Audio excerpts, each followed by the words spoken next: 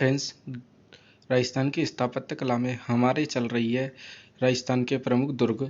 तो राजस्थान के प्रमुख दुर्गों के हम बात करेंगे आज। जो प्रमुख दुर्ग में राजस्थान का शौर्य कहलाने वाला, राजस्थान का गौरव कहलाने वाला चित्तौड़गढ़। तो इस चित्तौड़गढ़ के बारे में हम पूरी एक एक बातें विस्तार से जानने वाले हैं। यकीनन मानिए फ्रेंड्स, 100% नहीं 101% आपका यहाँ से वार एक भी क्वेश्चन नहीं जाएगा अगर चित्तौड़गढ़ से अगर कोई प्रश्न पूछा जाता है तो। फ्रेंड्स, वीडियो को लास्ट तक देखना और वीडियो में बताई गई एक एक बातें आपके लिए बड़ी इंपॉर्टेंट मायने रखने वाली है। फ्रेंड्स, पक्का बता रहा हूँ, यहाँ से प्रश्न हर परीक्षा में कहीं ना कहीं किसी न किसी रूप में पूछा जा रहा है। तो देखिए फ्रेंड्स, वीडियो को शुरू कर लेते हैं। आइए, तो वीडियो को शुरू करते हैं। तो देखिए फ्रेंड्स, यहाँ पे आपको बता दूं कि हमने आपको बताया कि TH जो हेडले है उसने बताया कि जो राजस्थान की जो आकृति यहाँ पर आ जाती है वो आ जाती है, सबसे पहले आपको बता दूं कि पतंगाकार है। अब पतंगाकार तो यहाँ पर आपका उत्तर आ जाता है, यहाँ पूरब आ जाता है, यहाँ पश्चिम आ जाता है और यहाँ दक्षिण आ जाता है। तो यहाँ पर आपका चित्तौड़गढ़ पड़ता है। तो दक्षिणी सीमा राजस्थान में अगर कोई दक्षिण से अगर प्रवेश करता है तो उसको सर्वप्रथम मार्ग में पड़ता है, वो है चित्तौड़गढ़। तो दक्षिणी सीमा राजपूताना के अंदर प्रवेश करने के लिए दक्षिणी सीमा का जो प्रहरी कहलाता है वह कहलाता है चित्तौड़गढ़। तो यही चित्तौड़गढ़ के बारे में हम बात करने वाले हैं। फ्रेंड्स, चित्तौड़गढ़ जो स्थित है फ्रेंड्स, राजस्थान के चित्तौड़गढ़ जिले में स्थित है। चित्तौड़गढ़ का दुर्ग जो निर्माण करवाया था वो करवाया था चित्रांगन मौर्य ने। इस दुर्ग की श्रेणी की बात करें तो इस दुर्ग की श्रेणी है धानवन श्रेणी का दुर्ग है। चित्तौड़गढ़ जो है स्थित है मेठा का पसार पर, चित्रकूट पहाड़ी पर स्थित है। मैसा का पठार चित्रकूट पहाड़ी पर। चित्तौड़गढ़ गंभीरी नदी और बेड़च नदी के संगम पर भी स्थित है। तो देखिए फ्रेंड्स, यहाँ पर आपको बताऊं कि ये इस प्रकार से गंभीरी नदी और बेड़च नदी आती है और यहाँ से ये एक न्यू निकलती है दोनों का संगम होकर। तो यहाँ पर स्थित है चित्तौड़गढ़। मैसा का पठार पर चित्रकूट पहाड़ी है और यहाँ पर चित्तौड़गढ़ स्थित है। तो ये दोनों नदियों के संगम पर स्थित है। चित्तौड़गढ़ दुर्ग में कुल 7 प्रवेश द्वार है।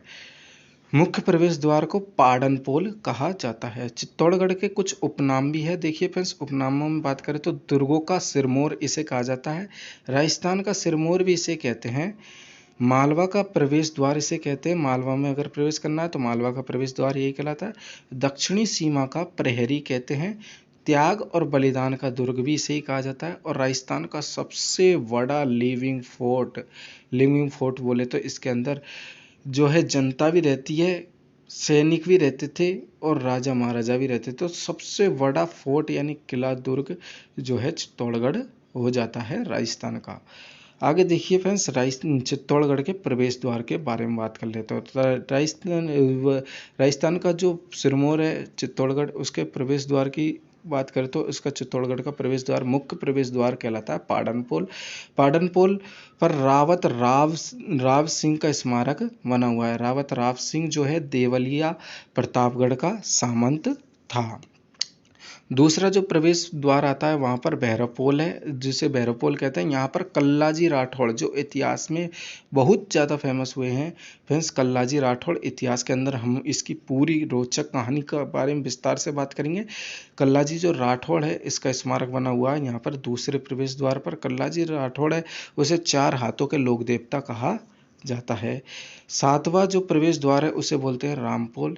इस पोल पर फतेह सिंह सिसोदिया जिसे फत्ता कहते हैं इसका स्मारक बना हुआ है। आगे देखिए, इस दुर्ग के अंदर कुछ महल बने हुए हैं। तो महलों की बात करें तो इस दुर्ग में प्रमुख महल आ जाते हैं पद्मनी महल, गोराबादल महल और नवकोठा महल जिसे कुंभा महल भी कहते हैं। और देखिए, नवकोठा महल जो कुंभा महल है इसका निर्माण राणा कुंभा ने करवाया था।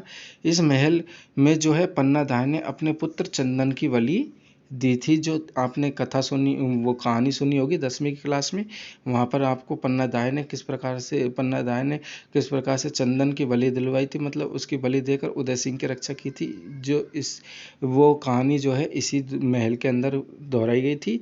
तो देखिए, यहाँ पर उदय महल भी चित्तौड़गढ़ के अंदर स्थित है। और देखिए, अहाड़ हिडालू महल भी है, अल्लाह हिडालू महल भी है, भामाशाह महल है, मोती महल है, आंवला महल है, टमकड़ा महल है। इस प्रकार से कुछ यहाँ पर इसके अंदर ये प्रमुख महल आ जाते हैं। आगे देखिए फ्रेंड्स, यहाँ पे चित्तौड़गढ़ के प्रमुख मंदिर, चित्तौड़गढ़ के अंदर कुछ मंदिर बने हुए हैं। देखिए मीरा मंदिर, मीरा मंदिर की बात करें तो इसका निर्माण करवाया था राणा सांगा ने। इस मंदिर की मूर्ति जो वर्तमान में आमेर दुर्ग के जगत शिरोमणि मंदिर में स्थित है। तुलजा भवानी का मंदिर आ जाता है, इसका निर्माण जो है वनवीर ने करवाया था। तुलजा भवानी जो है छत्रपति शिवाजी की आराध्य देवी है। श्याम पार्श्वनाथ मंदिर रावल तेज की पत्नी जेत सिंह के द्वारा निर्मित था यह मंदिर। काली का मंदिर, काली का मंदिर जो है चित्तौड़गढ़ का सूर्य मंदिर भी कहा जाता है। श्रृंगार चबरी मंदिर, जिसका निर्माण करवाया था 1448 से 1458 के बीच में बेल का द्वारा। यह एक जैन मंदिर है फ्रेंड्स। आगे देखिए, यह जो मंदिर है यह राणा कुंभा की पुत्री जो है रमकाबाई, जिसे वागेश्वरी कहते हैं, इसका विवाह स्थल था। रमकाबाई का विवाह जो है मंडूलिका के साथ हुआ था। और सतवीस देवरी मंदिर, यह भी एक जैन मंदिर है, चित्तौड़गढ़ के अंदर स्थित है। रामदेवेश्वर मंदिर, जिसे मोकल मंदिर या त्रिभुवन नारायण मंदिर भी कहते हैं, जिसका निर्माण भोज परमार ने करवाया था। कुंभ स्वामी मंदिर, इसका निर्माण राणा कुंभा ने करवाया था। तो ये थे फ्रेंड्स चित्तौड़गढ़ के अंदर स्थित प्रमुख मंदिर। चित्तौड़गढ़ दुर्ग के अंदर स्थित प्रमुख जलाशय की बात कर लेते हैं। तो इसके अंदर स्थित है घीतेल बावड़ी, भीमलत कुंड, रत्नेश्वर तालाब, गोसुंडी की बावड़ी, रायमल की पत्नी श्रृंगार देवी ने इसका निर्माण करवाया था। खातड़ की बावड़ी इसी दुर्ग के अंदर स्थित है। चित्तौड़गढ़ के अंदर एक नवलखा या नवकोठा भंडार है, जिसका निर्माण वनवीर ने करवाया था। चित्तौड़गढ़ का लघु दुर्ग कहते हैं इसे। चित्तौड़गढ़ के अंदर स्थित है एक फ्रेंड्स विजय स्तंभ। विजय स्तंभ चित्तौड़गढ़ का सिरमौर जो एक चित्तौड़गढ़ की पहचान बनाता है, जिसे जय स्तंभ भी कहते हैं, विष्णु ध्वज भी कहते हैं और विक्ट्री टावर भी कहा जाता है। इसका निर्माण करवाया था राणा कुंभा ने। निर्माण की अवधि की बात करें तो 1440 से 1448 के बीच में इसका निर्माण करवाया था। कुंभा द्वारा मालवा विजय के उपलक्ष्य में इसको निर्मित करवाया था, मतलब इसका निर्माण करवाया था। इसके वास्तुकार थे जेता नाथा पामा पुंजा पेमा पुंजा। यह एक 9 मंजिला इमारत है फ्रेंड्स। विजय स्तंभ जो है इसकी ऊंचाई है 122 मीटर और चौड़ाई आ जाती है, इसका आधार जो है 30 मीटर है। इसके नीचे से ऊपर जाने के लिए कुल 157 सीढ़ियाँ बनी हुई है।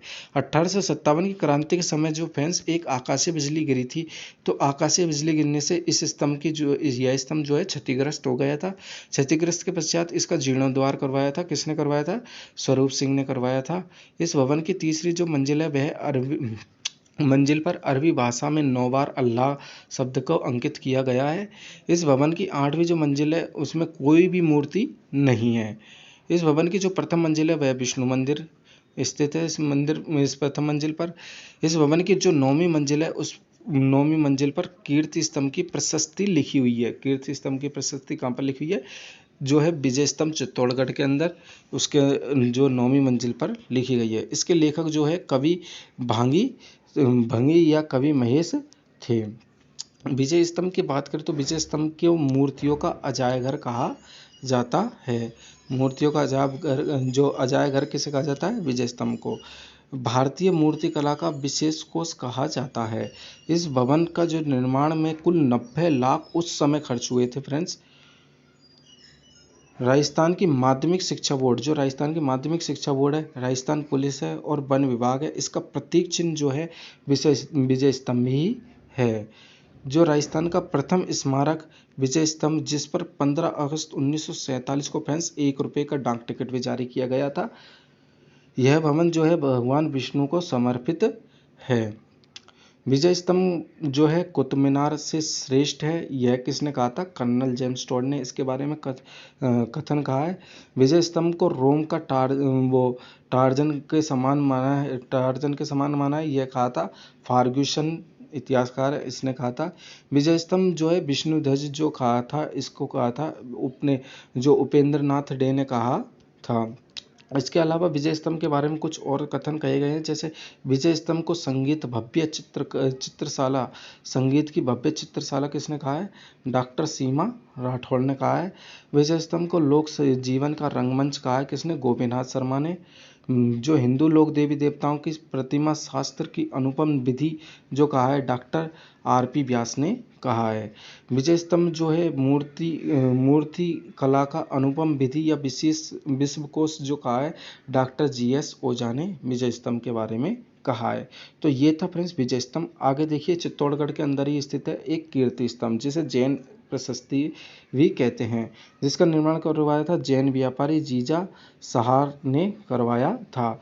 कुल 7 मंजिला का भवन है फ्रेंड्स ये, जिसकी ऊंचाई की बात करें तो वो है 76 मीटर।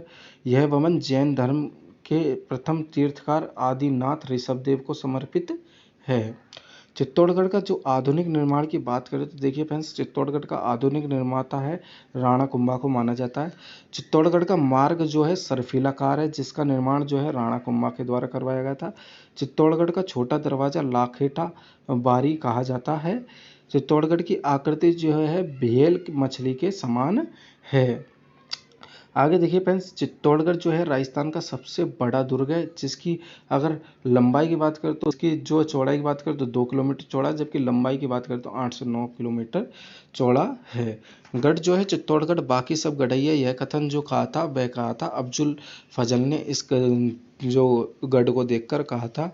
राजस्थान का एकमात्र दुर्ग है जो इस पर खेती होती है, वो है चित्तौड़गढ़। चित्तौड़गढ़ राजस्थान का सबसे बड़ा लिविंग फोर्ट भी है फ्रेंड्स।